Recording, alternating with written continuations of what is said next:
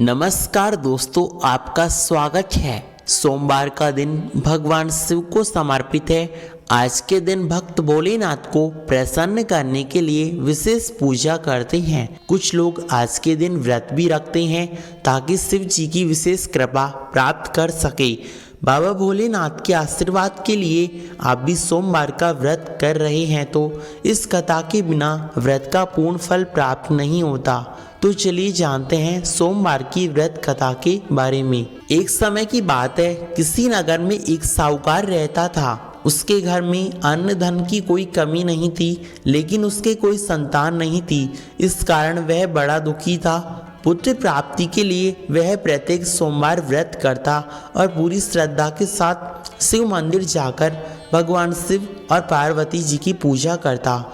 उसकी भक्ति से देख एक दिन माता प्रसन्न हो गई और भगवान शिव से उन्होंने साहूकार की समस्त मनोकामना पूर्ण करने का आग्रह किया। पार्वती जी की इच्छा सुनकर भगवान भोलेनाथ ने कहा कि हे देवी, इस संसार में हर कोई अपने कर्मों का फल मिलता है। जिसके भाग्य में जो होता है उसे भोगना ही पड़ता है। लेकिन पार्वती जी ने साहूकार की भक्ति का मान रखते हुए उसकी समस्त मनोकामना पूर्ण करने का आग्रह किया। माता पार्वती के आग्रह पर शिवजी ने साहूकार को पुत्र प्राप्ति का वरदान तो दिया, लेकिन साथ ही कहा कि उसके बालक की आयु महज 12 वर्ष की होगी। माता पार्वती और भगवान शिव की बातचीत को साहूकार सुन रहा था। उसे ना तो इस बात की खुशी हुई ना ही दुख। वह पहले की भांति शिव जी की पूजा करने लगा। कुछ समय बाद साहूकार के घर एक पुत्र का जन्म हुआ। वह बालक 11 वर्ष का हुआ तब उसे पढ़ने काशी भेज दिया गया।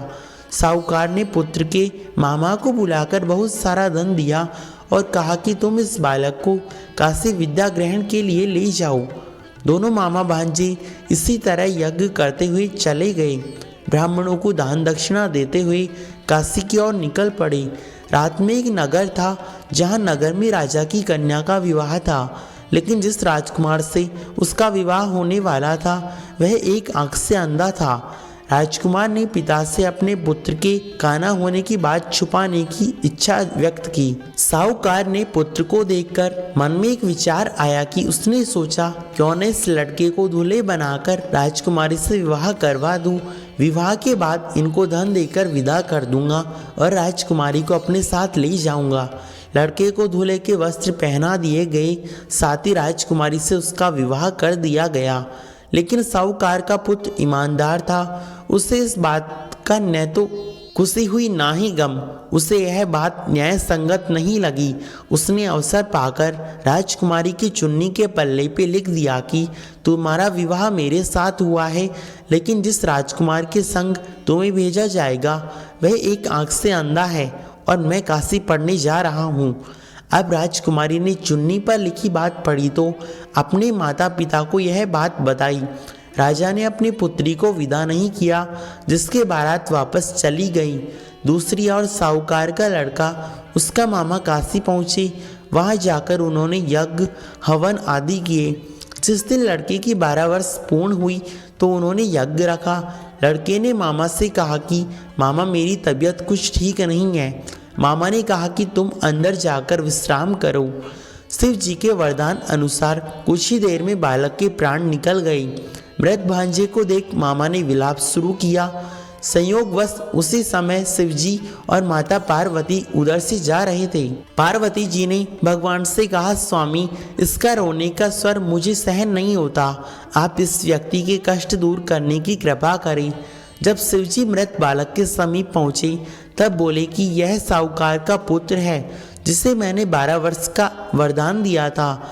अब इसकी आयु पूर्ण हो चुकी है। लेकिन मातृभाव से विभोर माता पार्वती ने कहा कि हे देवादिदेव महादेव, आप इस बालक के प्राण ज्ञान निकलावे, इससे आयु देने की कृपा करें। लेकिन माता के इस आग्रह पर महादेव ने उस बालक को पुनर्जीवित का आदेश दिया। माता पार्वती के आग्रह पर भगवान शिव ने उस लड़के को जीवित कर दिया। शिवजी की कृपा से वह लड़का जीवित हो गया। शिक्षा समाप्त कर लड़का मामा के साथ अपने नगर को चल दिया।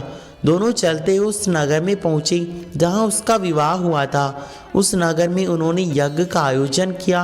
उस लड़के के ससुर ने उसे पहचान लिया और महल में ले जाकर खातिरदारी की और अपनी पुत्री के साथ उसे विदा कर दिया।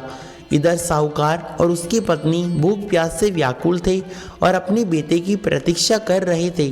उन्होंने प्रण रखा था कि यदि उन्हें अपने बेटे की मृत्यु का समाचार मिला तो वे प्राण त्याग देंगे, परंतु अपने बेटे के जीवित होने का समाचार पाकर वे बेहद प्रसन्न हुए। उसी रात भगवान शिव ने व्यापारी के स्वप्न में आकर कहा, हे श्रेष्ठी, मैंने तेरे सोमवार व्रत करने तथा व्रत कथा सुनने से प्रसन्न होकर तेरे पुत्र को लंबी आयु का वरदान दिया है। इस प्रकार जो कोई भक्त सोमवार का व्रत करता है, व्रत कथा पढ़ता है अथवा सुनता है, उसकी भोलेनाथ समस्त मनोकामनाएं पूर्ण करते हैं। फ्रेंड्स, हमारे द्वारा दी गई जानकारी आपको कैसी लगी कमेंट में अवश्य बतावें।